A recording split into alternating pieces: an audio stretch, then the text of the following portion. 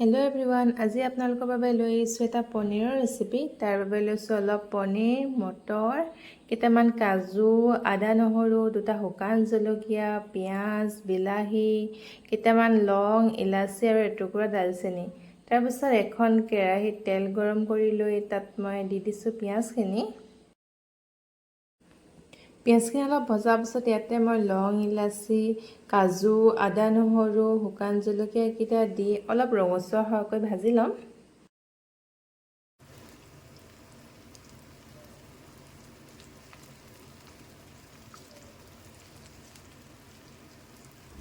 এয়া আমাৰ পিঁয়াজখিনি ৰঙচুৱা হৈ গৈছে। এতিয়া ইয়াতে কাটি লোৱা বিলাহীখিনি দি ল'ম। এইখিনি ভালদৰে লৰাই লৈ বিলাহীখিনি গলি যোৱালৈকে ভালদৰে আমি সিজাই ল'ম। তাৰপিছত এইখিনি ঠাণ্ডা কৰি এটা পেষ্ট বনাই ল'ম। বিলাহীখিনি ধুনীয়াকৈ সিজি গৈছে, এতিয়া গেছটো অফ কৰি দিম। বিলাহীখিনি ঠাণ্ডা হোৱালৈকে আনফালে আমি এখন কেৰাহীত অলপ বাটাৰ লৈ লৈছোঁ। ইয়াতে আমি কাটি লোৱা পনীৰখিনি অলপ ৰঙচুৱা হোৱাকৈ ফ্ৰাই কৰি ল'ম।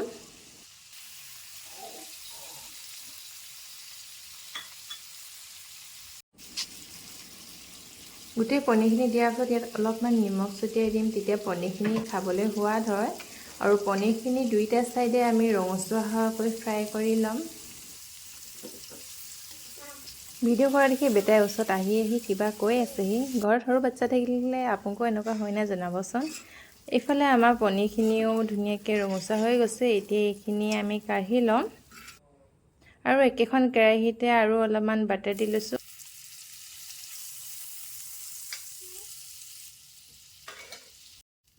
প্ৰথমে ইয়াত দুটামান জিৰা দি ল'ম। তাৰপিছত অলপ হালধি আৰু কাশ্মীৰী লাল মিৰ্চ দি এইখিনি ভালদৰে লৰাই ল'ম। তাৰপিছত পিঁয়াজ আৰু বিলাহী পেষ্টখিনি দি অলপ সিজাই লৈ তাত দি দিম মটৰখিনি।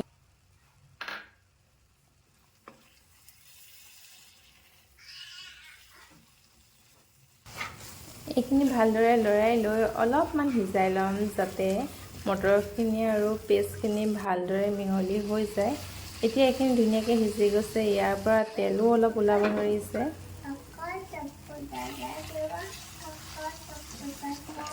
এতিয়া ইয়াতে দি দিম অলপমান গৰম পানী।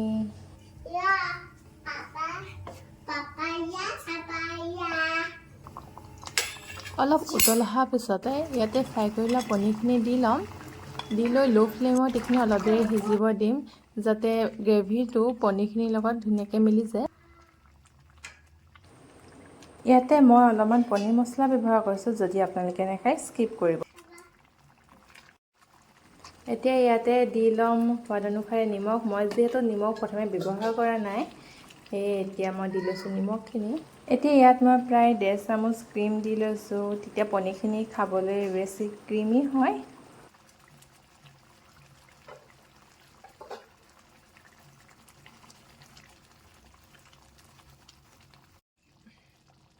এয়া মোৰ পনীৰ ৰেডি হৈ গ'ল আৰু শেষত মই অলপমান কাটি লোৱা ধনিয়া ছটিয়াই লৈছোঁ।